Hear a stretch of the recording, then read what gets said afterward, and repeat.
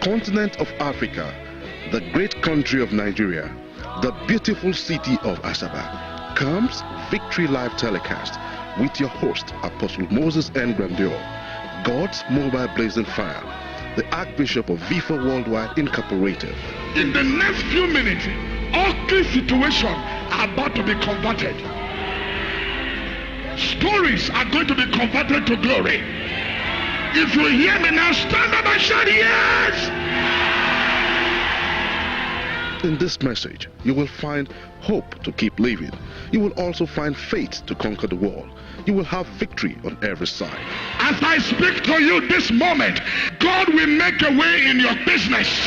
He will make a way in your marriage. Every disease in your body, I command it to leave your body. In the name of Jesus, every devilish evil, I command it to leave your life. In the name of Jesus. And now, let's receive from God's mouthpiece, Apostle Moses Grandeur. Come quench this thirsty. Lord, I am ready. Here I am waiting. Come fill my heart. You are the only who can fill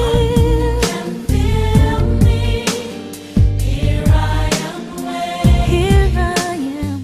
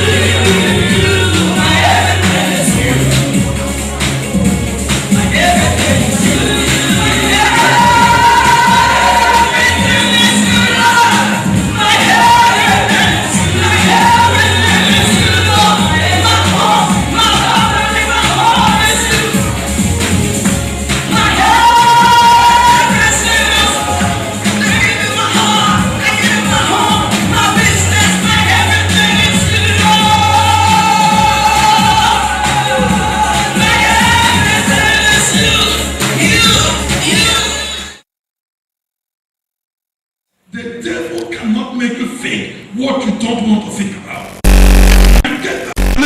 In fact, your life has already, in fact, you can go to anywhere in this world that you want to go to. If you can just believe that you can choose what you want to think about.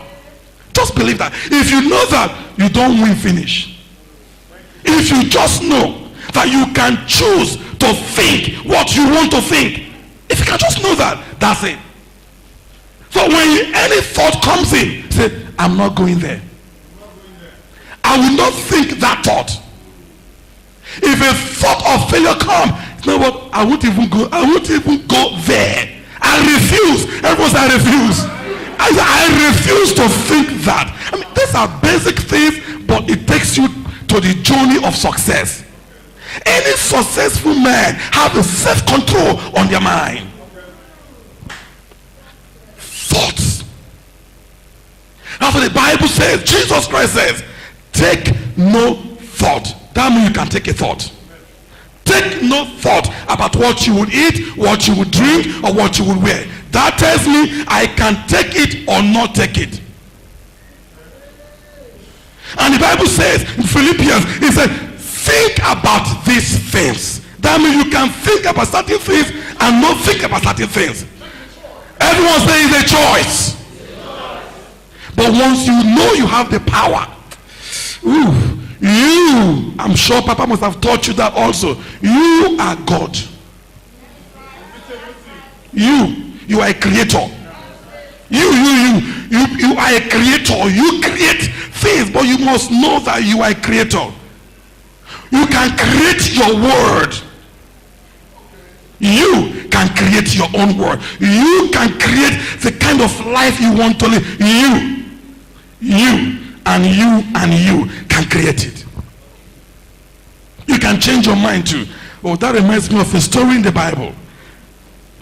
There is a man that has 2 sons. We know the story of the prodigal son. And the Bible says one of the sons said, Daddy, give me my inheritance. Let me live my life. The father gave him his own share. And then he went into a far country. He began to lavish lifestyle. After a while, you know what happened to the man? He became broke. Start eating from pig. We have pig feeds. That's where he was feeding. But the Bible says he came to himself and changed his mind. He said, listen, wait a minute. My father has everything. What am I doing here?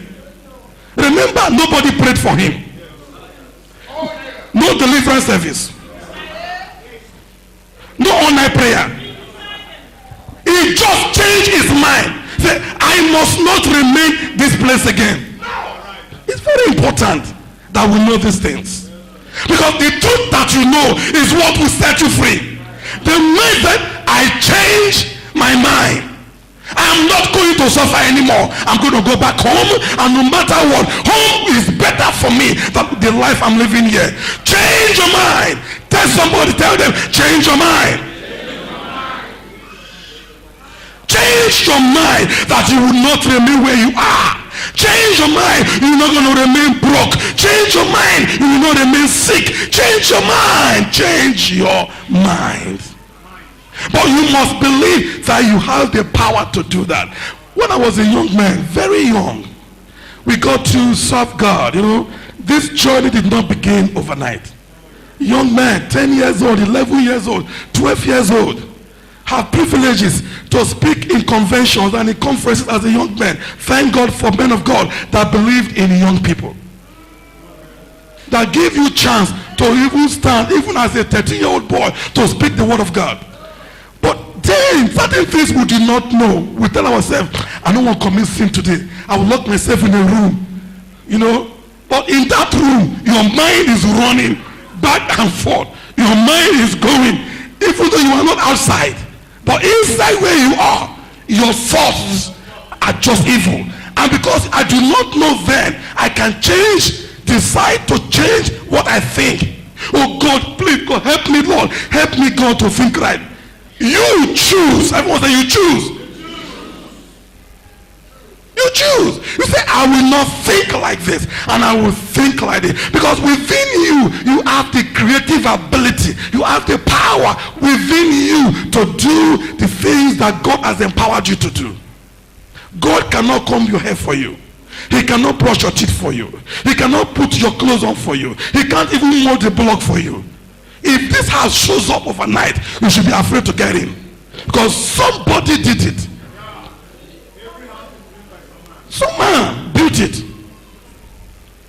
It's very important. Because I do not want to come in here and over spiritualize everything. Because we have heard too much about the spirit. But life is not just about spirit. It's not just spirit. You are a 3-part being. You are a spirit. That's given. But you live in the earth suit, the body. And then you have a mind, which is your soul. And the spirit man is what communicates with God. Alright? So your spirit is saved, which I believe you know all of that. Your spirit communicates with God. But this body, you have to at least take care of the body. If you don't take care of your body, something will go wrong. And then your mind, you have to constantly, the Bible says you should constantly renew your mind. Renew your mind with the washing of the word of God. Constantly renew your mind, because your mind is not born again. When you got saved, your mind wasn't saved. It was not saved. It was your spirit man that is saved and sealed with the Holy Spirit. So life revolves around belief. If you believe that you are untouchable, even the enemy can't even touch you, because you believe it. If you believe you are invisible, guess what? You are. You are what you believe. If you believe you can be successful in life, you will, because that is your belief. But if you don't believe that, then nothing is going to change in your life. Amen? So the Bible says that your thoughts are very, very important. You can take a thought, you can choose a thought. You can choose what you want to think about. I don't want to stop there. I want to go to the next point. When you have that thought, it becomes an idea. From the idea, you begin to formulate what we call vision. Everyone say vision.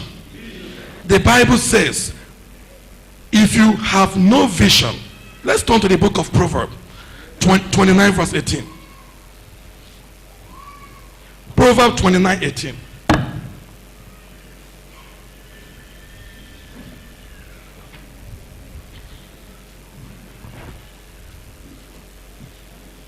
If you are there, let me hear an amen. Amen. Where there is no vision, the people do what? Perish. Very simple. You don't need to be a rocket scientist to just get that. Say, when there is no vision, perish. No vision, perish. If there's vision, there's prosperity. Vision. Everyone say vision. Everyone say vision. So a man without a vision is a man without a future. And a man without a future will return to their past.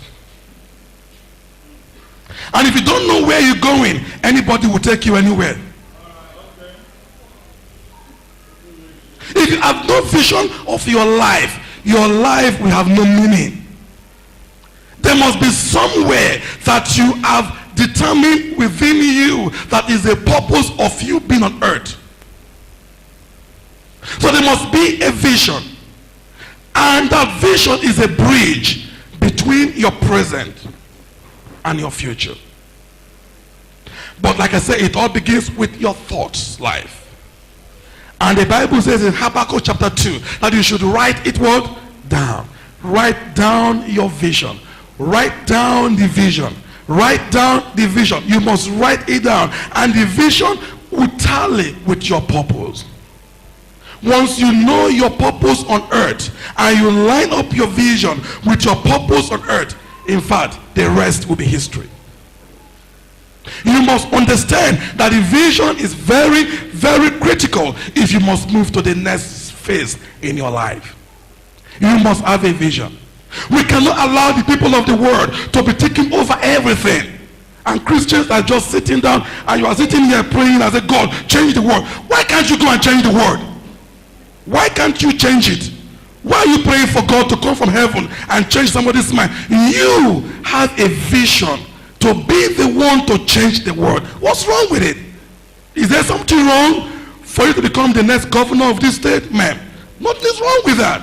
Nothing. Nothing wrong with that. It's not a crime to have dreams and visions. Instead of asking God to do something, you determine in yourself, this is what God has called me to do. But your vision, if it is proper vision from God, lining up with your purpose, it just motivates you, propels you. If it becomes your discontent, if you don't do it, you are not satisfied, because you know within you this is what you're supposed to do. You become very passionate about that vision because it lines up with your purpose. Everyone say vision. So if you want to succeed or on your process of success, you must have your thought lined up properly. You must also have a vision. Very, very critical. And you must write it down. Everyone say, write it down. You must take some time. We cannot be lazy. You must write it down. Write down the vision. Make it plain so that those that see it can run along with it. Even you can use that thing you've seen to prepare you to the next place of your life.